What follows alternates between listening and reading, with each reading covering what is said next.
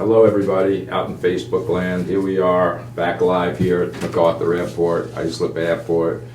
Tonight's show we're going to be talking about bully breeds. We're going to try to sift through the controversy of bully breeds. And we're going to talk about it. As always, we got our little friend Squirt over here. Where is he? He's over there sleeping. He's had a long day at doggy daycare. But an interesting fact about Squirt, he's 6 months old. 6 months. You've had him for 6 weeks. And we're going to do our little demonstration if we can get him to wake up during our break. It's just little, not big things. But the point is to highlight how we could take a rescue dog and shape his behavior easily, simply. Danielle's been doing a great job with it. It doesn't require a lot of work. It requires just consistency. Very consistent little things. So we're going to show you, and we're going to follow Squirt. He's cool. I want to get him into show business. I think he's a cool little dog. He's just he wasn't a stray, was he? What was it? His mom was a stray. His mom was a stray. You know, typical rescue. 60 seconds, guys. 60 seconds. Typical rescue background, and we're going to show you. And then next week's show, we're going to talk about the bully breeds today, because I've been involved in, you know, we see these horrific animal attacks. They're real. They're not people's imagination. They happen. So we're going to try to sift through that. We got a bunch of statistics. It's not going to be a debate, but a conversation. And we'll see what happens. But stay tuned on Facebook, because during the breaks we do our little demonstration. Let's see.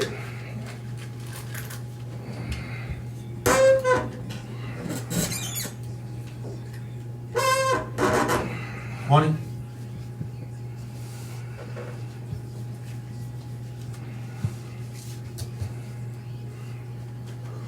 Ten.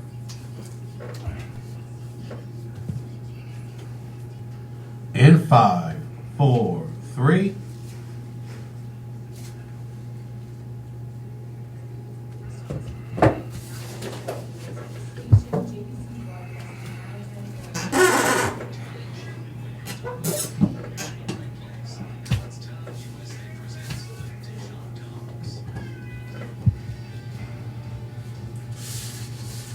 Welcome everybody. Welcome to the Dish on Dogs. I'm your host Mike Gould. We're Monday night, 8 o'clock live from beautiful downtown, Bohemia, MacArthur Airport. Joining me today, Islip. I think it's Bohemia actually. It's a town of Islip in the city of Bohemia. All right, right off the bat. We're 10 seconds into it. We're arguing. We're already debating. Of course, Ashley is here, Ashley Pizzo. Of course, Danielle and John is videoing Facebook Live. If you guys get with Facebook Live, because we're going to have some very interesting demos on our it's a 7-minute break at the second half or something, right? Yes. Right. Yeah.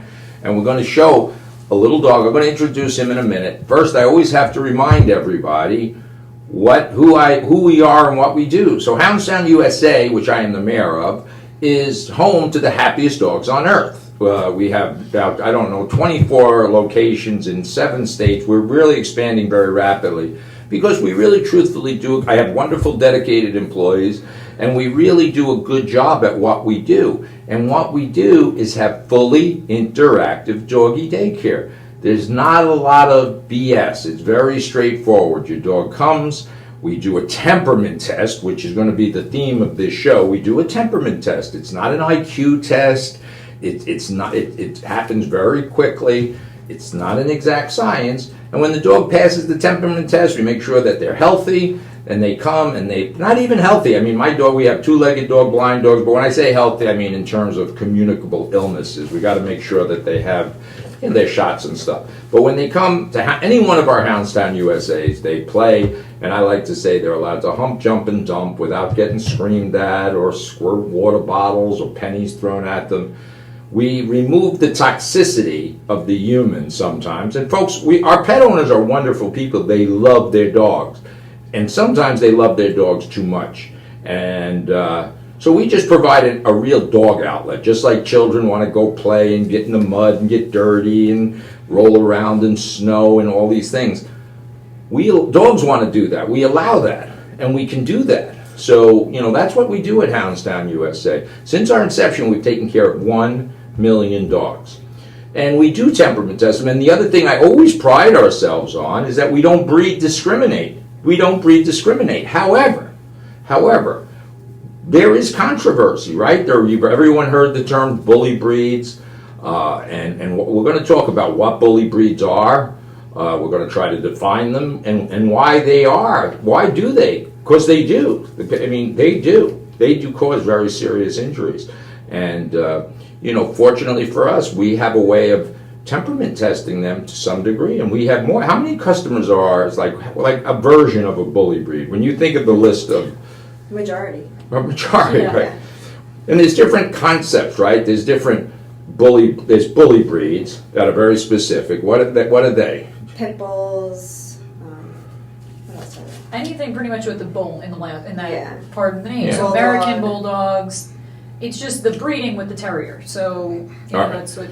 Right, but then there's dangerous dogs. So your insurance companies describe dangerous dogs. There's a list of them. German Shepherds. What are some of the dangerous dogs? The top ones are, like you're saying, German Shepherds, Cane Corsos, Akitas, Pit Bulls are pretty much the top of the list as far as classified as vicious, dangerous dogs. So even a lot of town legislate, they give these codes now to, you have to manage your dog differently. So whether if they're out in public, they have to be on a muzzle, or if they're in your backyard, they have to have a pen. They can't just be in a yard that's fenced in. Right.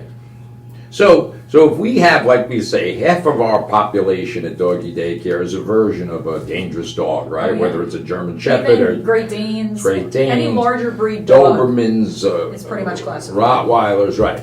But there's a reason they say that, because statistics. So I'm not a big fan on statistics, because statistics have to be carefully understood and analyzed, because if They you can change to persuasion. well, if we it's don't take certain things into account. Well, right. So if you live in a small town, and they only have 4 cars in the town, and one of them gets stolen, that means that 25% of the cars got stolen that day. So their crime rate went up. That might not be the best analogy, but we've been sifting through different statistics. So one thing we do know, and we like the source, the Center for Disease Control, Yeah, the CDC. CDC in Atlanta is the Center for Disease Control, and they track these things. So last year alone, or in 2018, there was 800,000 dog bites. So almost 1 million, if you think about it. And there probably was 1 million. They just weren't recorded. Of course, because most dog bites, we get nipped and bit. But that's not the ones I'm worrying about. I'm worrying about, so the really fatal, I think, how many fatalities were there last year? I think 200 or 300. Yeah, I think it was 247. All right, so 247 fatalities by pit bulls, or predominantly pit bulls, right? So, I mean, we got to be honest about that. It's not I know the reason for this. We'll get to that. Or I think I do. But we have to be honest. We can't say those things didn't happen. And the number one victim of dog bites are children. The number one victim are children. And the younger they get, the higher percentage. So around 10 and then below, the fatality rate is six years and under. Why? Because they're tiny. They're tiny, and a big, powerful dog is shaking them, and they maul them. And I see this all the time, because that's one of the things I do, is analyze dog bites and try to figure out what went wrong when a dog bites somebody. And I can tell you this I can tell you for sure, and this might sound horrible, maybe not. It's never the dog's fault. No matter what dog bites I analyze, and I've done it hundreds of times, and horrific dog bites. But somewhere, the pet owner mismanaged the dog, or didn't recognize, they didn't see things, they didn't take certain things into consideration. And one of the things, even at Hounds Town, we take into consideration the breed of the dog, or at least the predominant portion of the dog, right? So most dogs are all mutations. That's where the word mutt comes from. Would you agree with that, Ashley? Would you agree with that, Danielle? Yes. Okay, I got to make sure everybody's awake here. So a mutt is a mutation, and it's pretty much scientifically accepted that they mutated from wolves, where they've evolved from wolves. And now when we talk about breeds, we rely on the AKC, the American Kennel Club, most often, and they decide what a breed is, what's accepted. So a pit bull really, technically, isn't a breed of a dog, right? It's not registered. It's not registered with the AKC. And there's not a lot. And then the AKC might accept the dog. They might take Labradoodles. I don't know if they are, but they could be. So over the years, the AKC accepts dogs as breeds.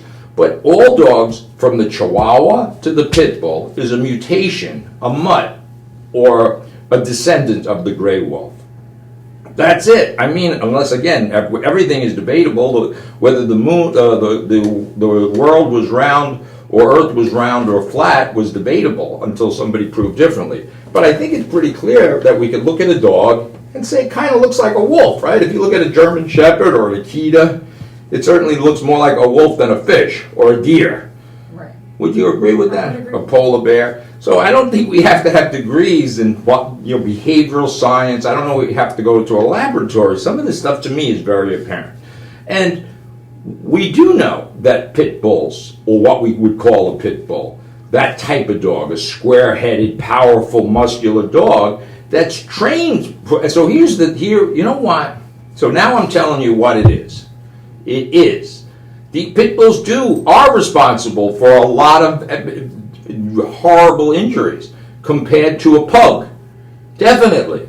But after the break, let's try to analyze why that is, because we still we do not discriminate. So let's see why Miami-Dade completely discriminates. You're not allowed to have a pit bull. Yeah. And then there's other parts of the country that they don't take it into consideration at all, and that's a problem, because that's why kids get hurt and mauled by pit bulls, because humans weren't aware, they didn't see things, what they should have seen. They should have socialized the dog better. They should have trained it better. They should have had it around different stimulus. And that's where the problem comes in. So the dogs, again, always at the hands of the human. Somewhere there was a human failure. And I feel bad for the people that have gotten themselves in the position that they allowed this to happen. But a lot of times, some dogs that I see, they're like cock guns, and people leave it around and don't realize the consequence of it. Yeah. So it's not the gun that kills. And so after the break, I'm going to try to explain, and we'll talk about all the wonderful bully breeds we have at Hounds Town.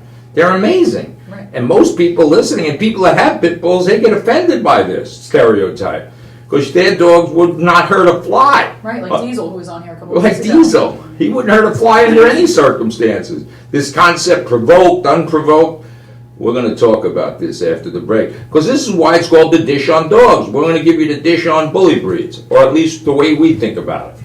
Join us right after the break, and we'll see Squirt and Danielle and blah, blah. Can you get some coffee? All right, Facebook fans. Is anybody even watching us, listening to us? Please say somebody's watching. Nobody? Well, we have to correct one of the things you said about the 200.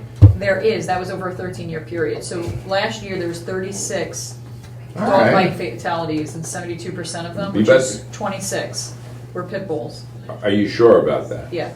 Oh, and Chico's mom's watching. Oh, Mom? Chico, she has a pit bull. Hi, Chico's mom. Don't worry. We're not discriminating against Chico. But this is interesting, I think. I'd like to get people's opinions. Well, the fact that's crazy is when me and Danielle were looking at a lot of this stuff, there's dog bite statistics and then there's dog bite fatality Right. statistics. And the list of dogs is pretty much the same, but the dog bite statistic, there is Shih Tzus and Chihuahuas Yeah. are on the top 10 on dog bites, Right. but they don't They're make it not onto gonna the kill us. Right, fatality. of course, but I want to talk about the fatalities, honestly, Right. because the ones I deal with are either fatalities or very close to fatalities. Right, When and they can be children just get- as aggressive as a Shih Tzu, but Right. All right, good. I got that. So now, they're just not capable. right. Of course, exactly. Well, that's what we're going to talk about. But we got to make sure our statistics are absolute, and we have to sift through why these are, and that's what we're going to do. I wonder, is Mommy watching? Jackie watching? Mommy, we love you. Oh. All right. So stay with us. We got a minute or two, and then we're gonna pump some life into Yeah, he's Squirt. passed out He's down passed here. out. He went to the vet today, so. 40 seconds. But we want to just show you, on the next commercial, we got 7 minutes, just to show you. This girl had this dog for 6 weeks. 30 seconds. He's a puppy, a baby, from a stray, a sheltie. He's not a purebred. She didn't pay $10,000, and he's going to be a movie star one day. You watch. You watch. Ugh. 15.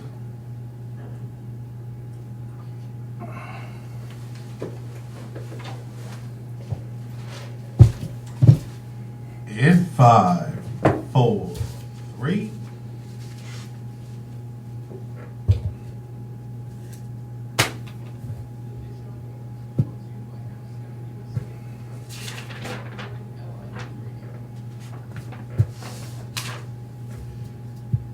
Welcome back, everybody. Welcome back to the Dish on Dogs. I'm your host, Mike Gould.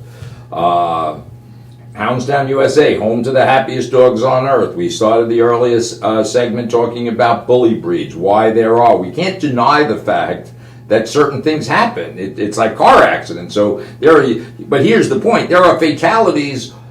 Probably more people get killed by cars than any war, anything that you can think of. Drugs, I'm assuming that. I'm assuming car fatalities are amongst the worst.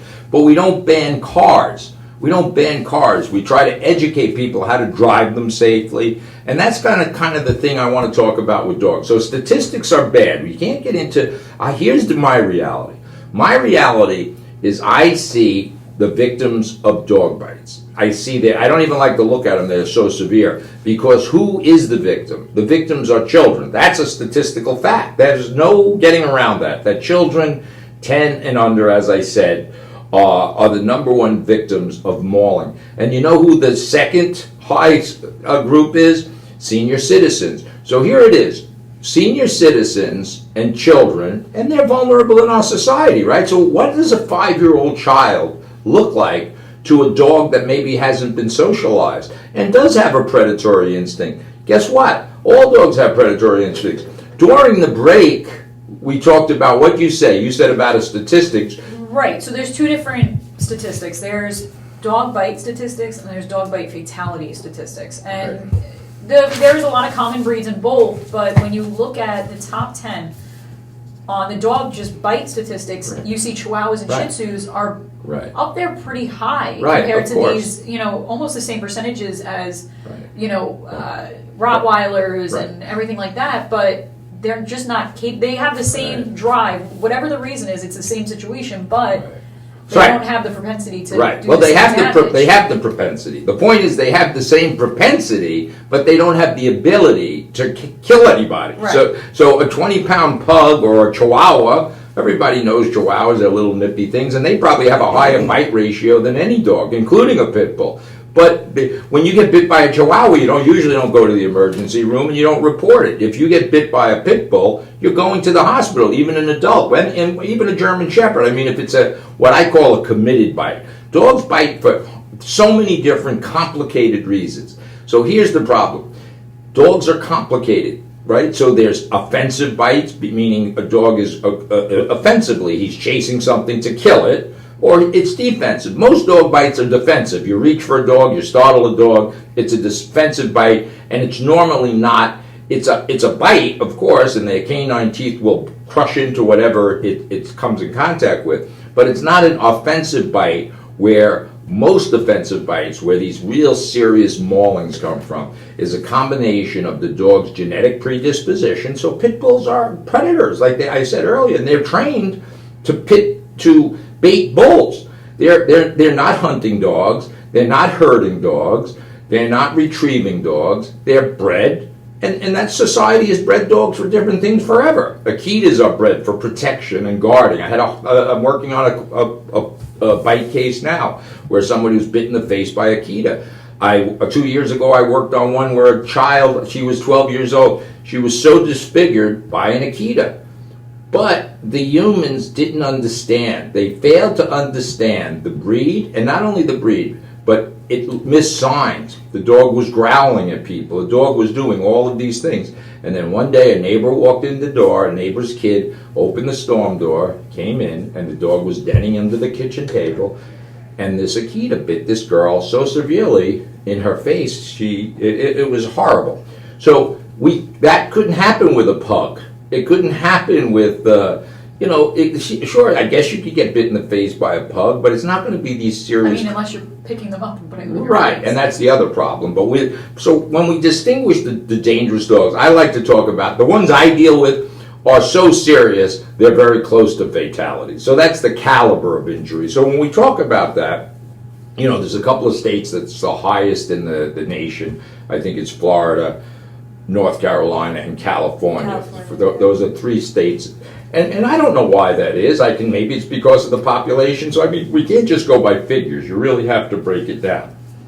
But the bottom line, so Miami goes to one extreme, and they just ban them. And I find that offensive. Then, as I said earlier before the break, there's some municipalities They don't even take it into consideration. They just look at dog as a dog as a dog. And anybody who evaluates or performs temperament tests on dogs, if you don't take their breed or their predominant breed or what they're, so I know German Shepherds training police dogs, we used to have them, it was hard to get them to bite, teach them to bite an arm because they would nip at the heels of the person because that was their genetic instinct was to herd. They're herding dogs, right? German Shepherds. So their instinct was to nip at the heels of stuff. Some dogs bite people when they're going away rather than coming forward. So you have to take so many things into account. You just can't say a Rottweiler is dangerous because frankly, when I was a kid, it was Dobermans were the most dangerous because there wasn't pit bulls weren't around, and then Rotties and so forth. And people are misusing people are training pit bulls. They're provoking their behavior. They're bringing out that predatory instinct and teaching them to chase and kill things. Right. And they have pit bull biting rings and so forth. So that if you... Well, even there's commercial dog protection now. Right, commercial. Which, I understand reasons for it, but God forbid your dog gets out or just an accident happens. No, now you set that in that dog, whether someone does the same action as they were taught on the street, it could be a huge accident. Of course. Well, right. So training dogs for personal protection, it's dangerous as far as I'm concerned. And I've always said that because people ask me to do that because obviously in law enforcement, we train the dogs for personal protection. But what people forget is dogs can't make moral decisions. So if a dog mauls a child, it's not mauling a child, it's mauling a small animal. Well, someone on Facebook just brought up, there's a story, I'm not sure how long ago it was, but I do remember hearing about this. It was just in March. A 4-year-old put a sock over his hand and stuck it under the neighbor's fence. I was going like this, and a husky came over and ripped the boy's hand off, literally right off. But the dog, first off, didn't see anything. It sees a white sock. Right. Well, and it doesn't even see a white sock. So, it's instinct. But here's the thing also. Humans don't have a clue of what a dog sees. So you have to look at it this way. A dog sees things differently. They see in black and white, basically, fundamentally. They don't see vivid colors. That's a fact. And they don't see fine definition. They do have night vision, and they have great peripheral vision. So they see movement very acutely. And that's how you can see. You can watch your dog at home. They react to every sound. If you pick up the leash, if you pick up the dog bowl, if you just get out of bed, they react to that sound and movement. So they're all doing the same thing. It's just that some dogs who've been taught or have that high drive and instinct, they actually carry out biting. And when a 65-pound pit bull that's solid muscle bites down on a child's face, it's over. But again, they're not doing it deliberately. It's not like they're killing a child. They're killing a small animal. That's what they're supposed to do. And when you start to understand what they're doing, and they're really limited, they're not as smart as we think they are. They can't run across the street. Go try to train your dog to look both ways before it crosses the street. It's almost impossible. It can be done, but we'll save that for another show. But just think about that. If we think a dog is so smart and you throw a ball, it'll run out and get hit by a car. So they just act instinctively, and that's what happens with these mauling. So I want to make it clear. We love bully breeds. Bully breeds, and what's the other thing? Dangerous dogs. It's really dangerous dogs are like dangerous humans. There's no dangerous Irishmen. I guess there are, but and it's constantly changing. So these laws are put in place and says the top 5 high statistical dog bites, which, like you were saying, it does fluctuate from breed popularity and exactly. All right. So here's the thing. We're going to pick up on this afterwards. I'm glad Chico's mom's watching. We're going to watch, if you stay with us on Facebook, Danielle's going to take Squirt, and we're just going to play around a little bit and just try to appreciate what we're doing. We're at an airport. There's smelly-ass carpeting here. It's disgusting. There's noises. And Squirt's going to be a relatively well-behaved dog for a dog she's had for 6 weeks. A 6-month-old dog for 6 weeks. You just watch this. Bye. See you after the break. 7 minutes. All right, let's go. Let's get this show.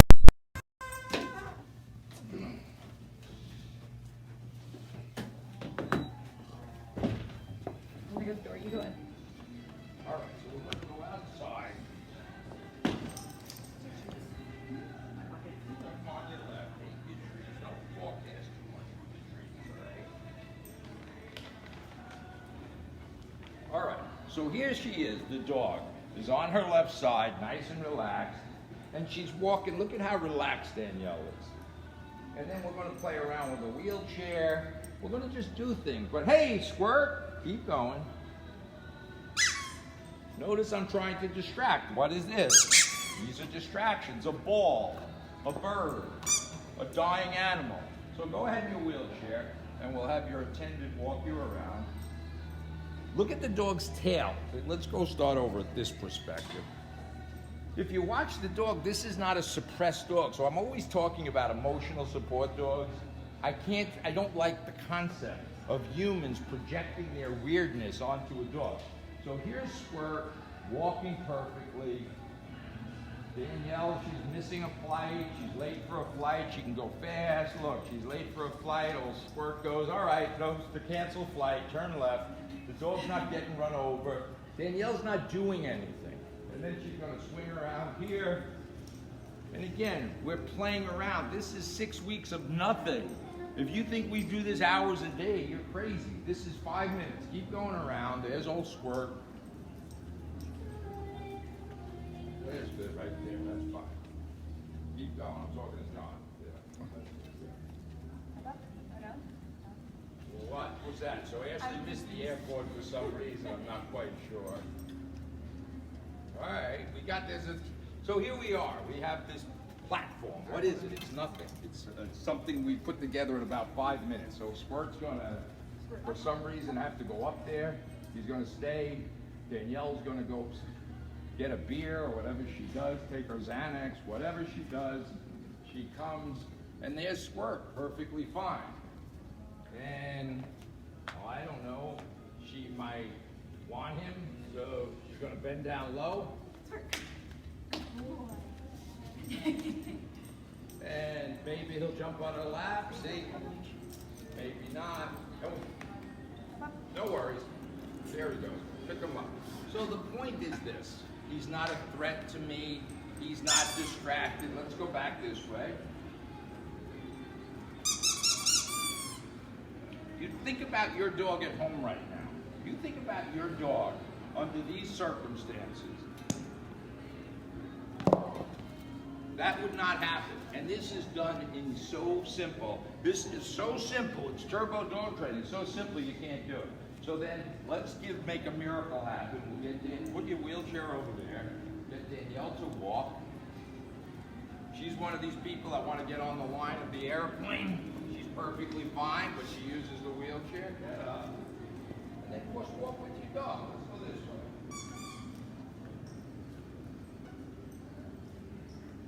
And yeah, so then come by this way, and then go back that way, and let's see if he'll jump up on chairs. Boom. Then make a right towards me. What I want you to notice is there's no prong collar, there's no electric collar. When she stops, he's going to sit. She's going to tell him to stay and pivot out to her right. She almost screwed that up, she did before. She's going to drop the leash. She's relaxed. I'm going to throw things.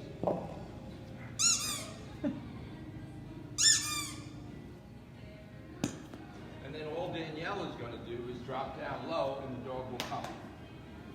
This is great stuff. We're not asking, going up on this. This is just showing a nice, in-control dog. What else? There's nothing else we can do. Go back up on his little platform. Go around the other side.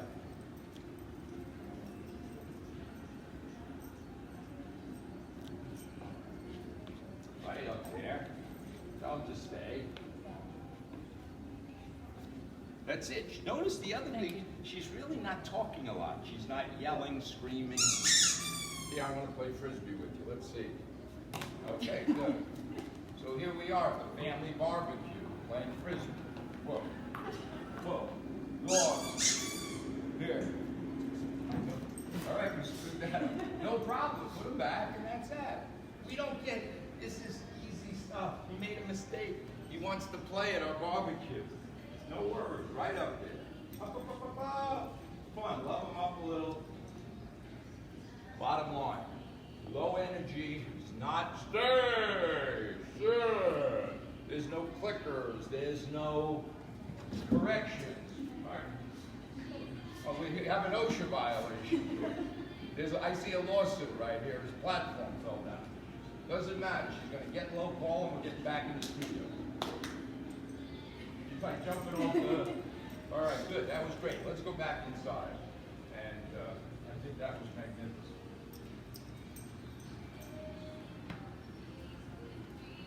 Yeah, actually, we can... Yeah, from this break, we can start packing up, right? Yeah. That was good. Next week, Like a fire. Ring of Fire. Yeah, we'll have a pretend. Yeah, that's really actually Yeah. easy to do. That's super easy. Well, you just lower it then. Right, did a hula hoop. Right. All right, folks, that was our demonstration. I don't know what that looks like to people on the outside. To me, it's amazing that she rescued this dog. He's got this. He's just a wonderful, amazing dog, and he's going to do cool things. And every week that goes by, we're going to add a little something to his repertoire. Next week, he'll be jumping, doing silly things. But the bottom line is she has leadership, and she's consistent. So this isn't, we didn't just come to the airport to do these tricks. This is done so quickly, and because we're consistent. We don't use food reward, except for certain behaviors. Most of it's all comes from her love and leadership. Love and leadership and consistency. And again, it's so easy that most of my clients can't do it. They just can't. I wish they could. Hey, I can't diet. I want to diet. I can't. So I get it. All right, what else is happening? All right, so we're going back. What are we talking about? 10.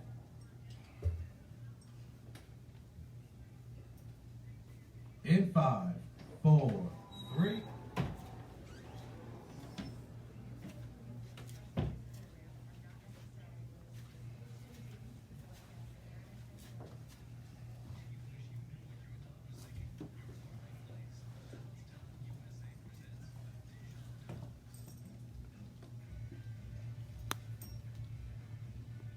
Welcome back, everybody. Welcome back.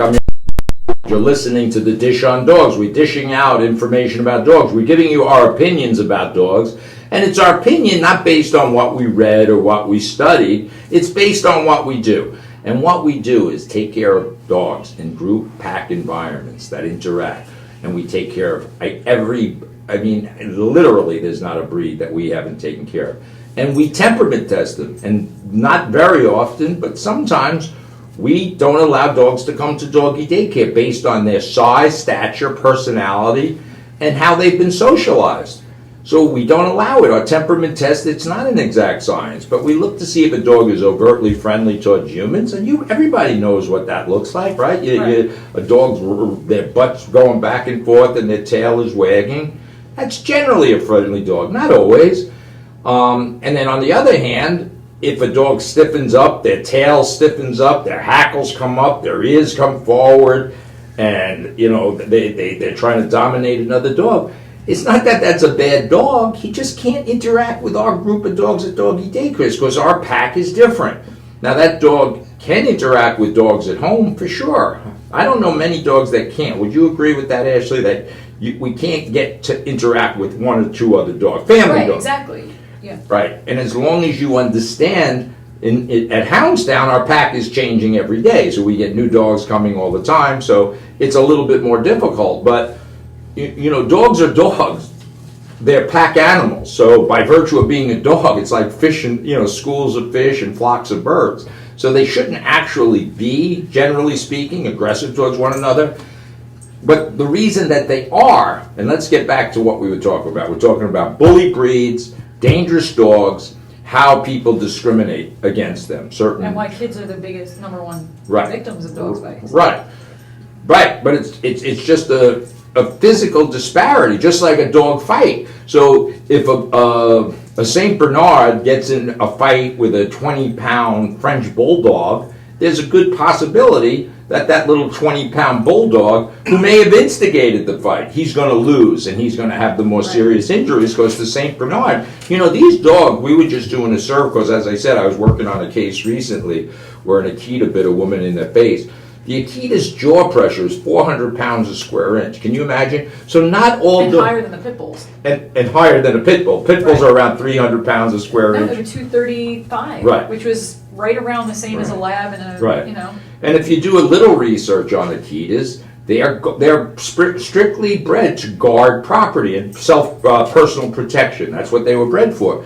So obviously, they're probably not going to do well in a social at your 4th of July party. If you're having fireworks and Right. I can guarantee you this weekend coming up, 4th of July weekend, dog bites are going to go through the roof. I know when these things happen. Yeah, drinking, fireworks, and food. Drinking, fireworks, food, and children. There is going to be a disaster this weekend. And look, accidents happen. Accidents happen, and I feel horrible for those people that they forgot to do this or they But I feel forgot like to they do should set their children and their dogs up for success. Not like this one, the little boy that got his hand bitten off by 2 huskies. He was left alone outside. His dad went inside the house. 4 years old, was wandering around the backyard by himself. Right, right. And as I said from the first segment, there's never been a dog bite, never been any kind of involvement with dogs that I've ever studied, analyzed, or investigated that it's somewhere the human was at fault. And it's horrible because the humans sometimes just, they're oblivious to the behavior of the dog. I see sometimes people get dogs just for the wrong reason. Just because they had one as a child or it looks cool or whatever. The point is, if you take a puppy, any puppy, and social, just like Squirt here. Squirt has been in this Danielle's care since he was, 4 months old? Whatever. Yeah, 4 months old. 4 months old. I can guarantee you, reasonably guarantee you, not 100%, this dog is not going to have a vicious propensity. I don't even know what the hell he is. What kind of, you talk about a mutation. He's like an Aussie doodle. He's supposed to be an Aussie. Right, he looks like a hobo. I just think of him like a hobo. He belongs in a box under a bridge somewhere with some old man. He'd probably love it. Right, exactly. He'd live a better life. So just think of that. He's no different. And we talk about this all the time. Right, but even like my dog, I had at the same probably age that Danielle got Squirt, but I never brought him to airports or Petco because I just never did. There was no reason for me to. I would take him to the barn with me. So he's not afraid of horses or other animals, but God forbid you take him in somewhere that's got Right. warehouse ceilings and he doesn't know what to do. Right, so that's a good example. We brought him here actually, and he freaked out when he heard the PA system. Right. And I always tell the story about the German Shepherds I used to import for the police department. We import them from Germany. So they were the best bred, like best breeding lines, and I'd go visit them in a foreign country where they were raised on like dirt and grass, and that's just the way it was, in kennels, cement, dirt, and grass. We imported them, we paid a lot of money for them, brought them to the United States, and then tried to take them into a mall with marble tile, and the dogs literally shut down. They couldn't, because it was like for them walking on ice. So they were 2 or 3 year old dogs that never, their pads or paws never touched marble. So their brain couldn't function. They didn't know how to navigate over that. Whereas if they were raised in our playrooms, we have tiles. We have porcelain tiles. We have some dogs that will come in and they're great with other dogs, but they're petrified of the tile. Right. We had one the other And then we day. have to, it takes us a little bit longer, and usually we can get them used to it just by Right. just us and the dog being in there. And Of course. And the thing to know is that, yeah, these dogs can be socialized, but they just can't. I've seen dogs bite they were literally afraid of their own shadow. I've seen beagles bite a family member because it was guarding a cheese doodle under the couch. These things that I just don't think humans take into consideration, and I just feel sorry for them. You know, like I said, I guess I'm super paranoid for the last couple of weeks. This time of the year, I've just seen some horrific dog bites when a 5-year-old, 10-year-old kids. It's just, it's one thing if an adult gets bit in the ass by his dog or something like that, but when a kid gets small, it's just, and when it could be preventable. It's preventable, right? A lot of this is hindsight, and I don't like to do it because I know everybody feels horrible when these events take place. Nobody did it intentionally, Right. and then they go back and they realize the mistakes they made. So the best thing to do is education, right? So people now are educated to wear seatbelts. That's how you prevent yourself from getting propelled Right. through the windshield. Well, I'm pretty sure the backup cameras, I might be wrong, from what I always thought was because there was someone backed over their child in the driveway. Because Right. I never heard of backup cameras before, and then all of a sudden, you know, Right. started happening with their Right. kids or dogs, Right. and they came out with Right. backup cameras. Right. So dog, exactly. So all these things are after the fact, and it's horrible for those people that have to live through that. You know, it's easy, you know. Look, I could easily be guilty of forgetting to leave a dog in a car or something. I always keep the windows open, but I mean, I see it because can you imagine a parent who leaves their child in the car? Yeah. You can almost see it happening in your daily life. We're rushing around, we're running in for coffee. So it's horrible things, but I guess let's get back focused on the dog. Do we have another segment or is this it? No, One we have more. We have one more Okay, segment. so after this break, we're going to actually codify our discussion. We're going to come to a conclusion about bully breeds. Should they be banned? Shouldn't they be banned? Are they dangerous? Aren't they dangerous? We're going to finish that up, but there was something I wanted to talk about. Let's just see for a second. I can't think. Oh, so if we look at a ladder, this is my last human analogy. So a ladder, if you fall off a 3-foot ladder, you might break your ankle or something. But if you fall off a 20-foot ladder, you'll probably break your neck. So that's the point about the dog, the disparity in size and their breeding, their predisposition. So I think most people can agree that some dogs are bred to be water dogs, some dogs go retrieve ducks, they bring the duck back in their mouth. They're not allowed to crush the duck because then it's of no value to the hunter, the duck hunter. So all these dogs are bred. But breeding is when you have selective breeding, meaning you're trying. It's like a mad scientist coming together and trying. It's like Frankenstein. A lot of these dogs are like Frankenstein's monster. And if you get them young, they can be socialized perfectly fine if you set boundaries for them.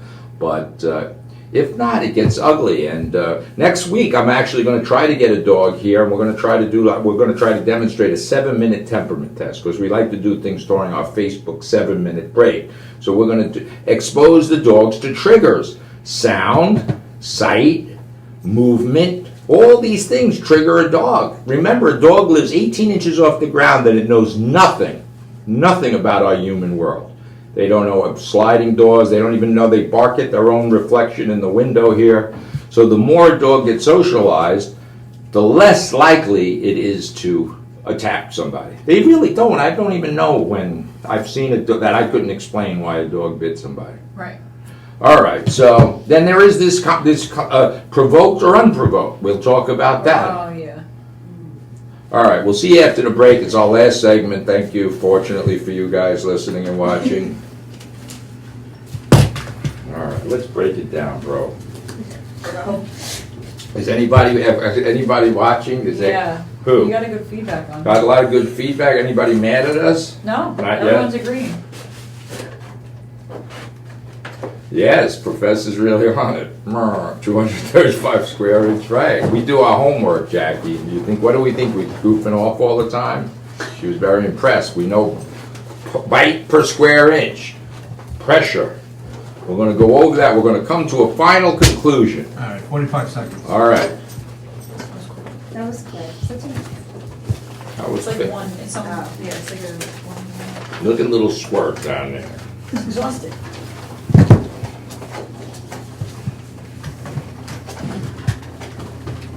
UPMC. All right. 30 seconds. Actually, I'm gonna be with the message on here. what? What's the matter?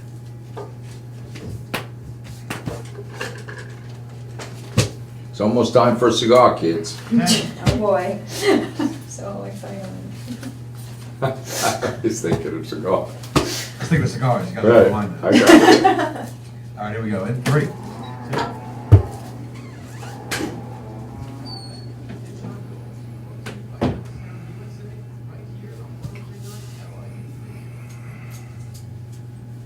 Welcome back, everybody. I'm your host, Mike Gould. You're listening to The Dish on Dogs. This is our final segment, and we're just going to sum up what we've been talking about. So, you know, at Hounds Town USA, I've always prided ourselves, and I continue to, that we don't discriminate against dogs because certain of our competitors discriminate, certain municipalities discriminate, but we temperament test dogs, and I think that's the secret sauce, is understanding the dog brain. So if we expose the dog to simple stimulation, so for example, here I have a squeaky toy. So a squeaky toy, where's my little friend He's Squirt? looking. A squeaky toy is the sound of a dying animal. That's why dogs like it. So if you have a little dog at home and he loves his squeaky toy that looks like Santa Claus or a penguin, he really is just reacting to the sound of a dog dying in its distressful dying moments. And when it takes the squeaker out, it's basically eviscerating it and killing it. Like a small animal. It's like a small animal, of course. And then if we look at a ball and roll a ball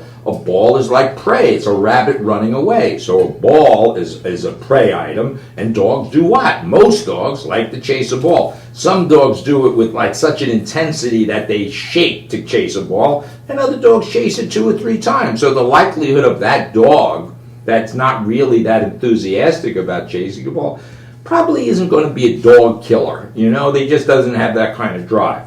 One of our customers, you just woke up their dog because he's watching. Oh. That's what I'm going to have to do. Everybody else is falling asleep around here. Wake up over there. So that's a perfect example. So the sound of a squeaky toy is a sound of a dog in stress. When a dog chews a stick, what is it doing? It's actually, that represents to the dog a bone, a femur bone of another animal. So my point is, all our furry little dogs at home, they're doing these primal things. So whoever I just woke up, his predatory instincts was triggered just by that sound. The vacuum cleaner arouses the predatory drive of dogs. The doorbell, somebody threatening your territory, all of these things arouse the predatory drive in animals.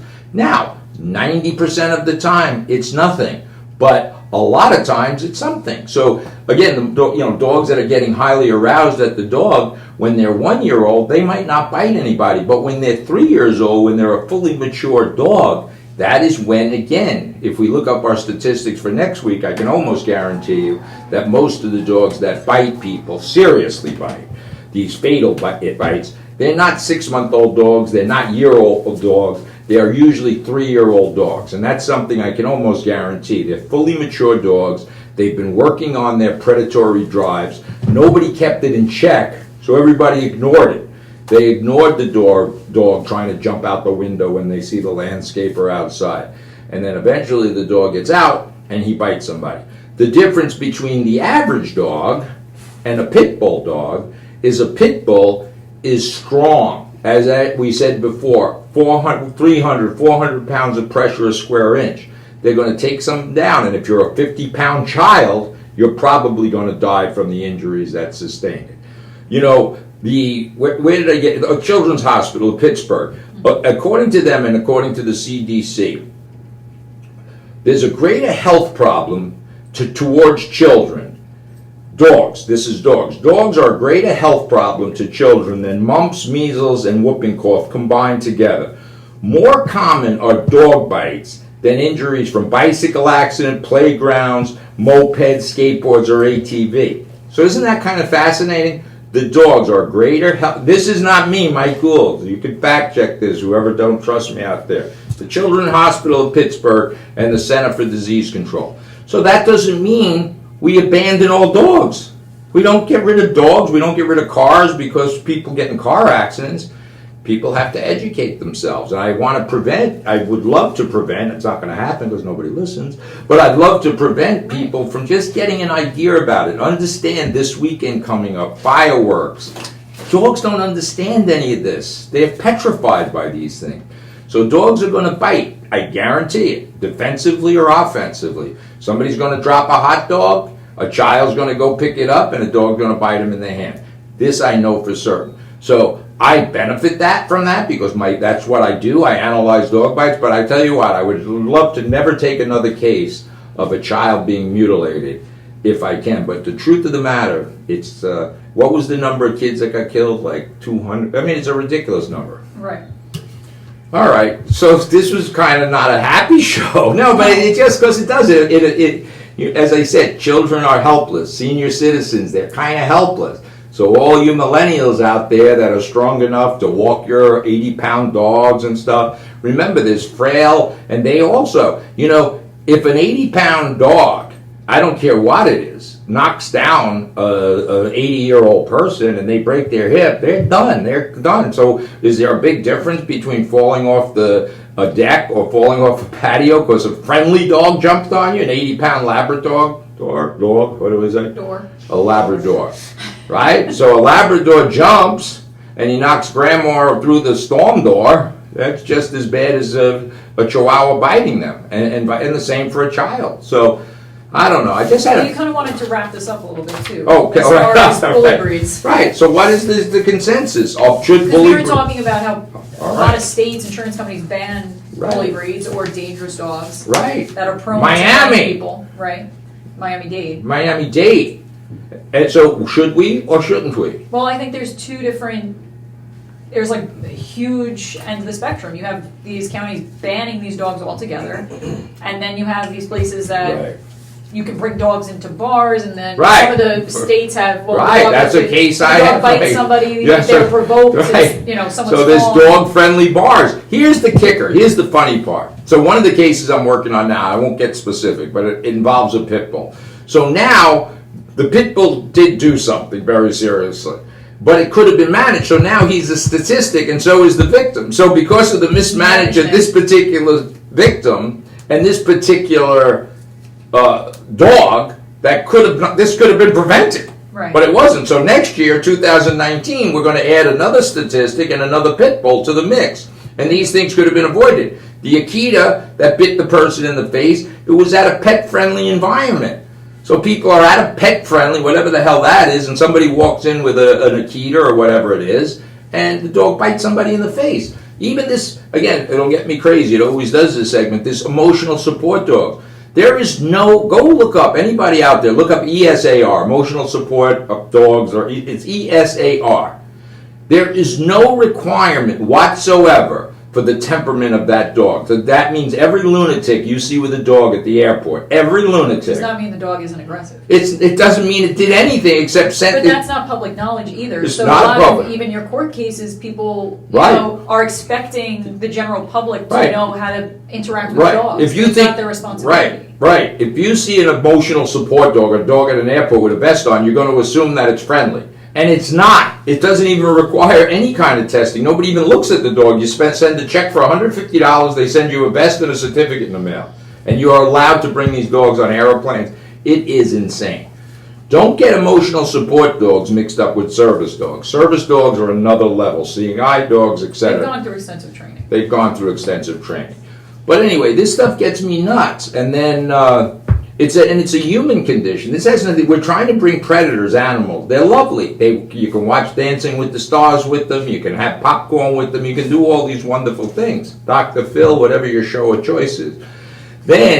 But you can't do everything with them. They have no place at your barbecue this weekend. Trust me when I tell you. Trust me when I tell you. The smart people bring their dogs to Hounds Town USA, home to that. We're just talking now. We're packed. Because people are taking that, our customers are smart. They take that burden off themselves. That kids aren't going to be pulling their dog's tail, and Uncle Joey's drunk, and this and that. These poor dogs, they want to run away, but they don't have thumbs. If dogs ever evolve to have thumbs, they're all going to run away from these lunatic people, crazy people. Not my customers. Not my customers at Hounds Town. They're smart. But the rest of you are, never mind, I can't say it. All right, but crazy. All right, I got myself worked up. I'm going to have a cigar now to decompress. Next week, we're going to probably do a temperament test. We're going to show you how simple it is. It's not content. We're not giving an IQ test. We're going to trigger a dog to see how their reaction to stimulus is, and then you can gauge whether your dog's dangerous or not. Next week, we're going to check out and see if the dogs are dangerous. Hounds Town USA, the Dish on Dogs, next week live at 8 p.m. Facebook Live. Oh, I get crazy. I'm sorry, It's so Facebook wild people. the last 10 minutes. It's because of the scotch. It's because of the alcohol in my coffee. Let's get the hell out of here. No, okay. Oh, end it. Yeah, please end it. Please end it.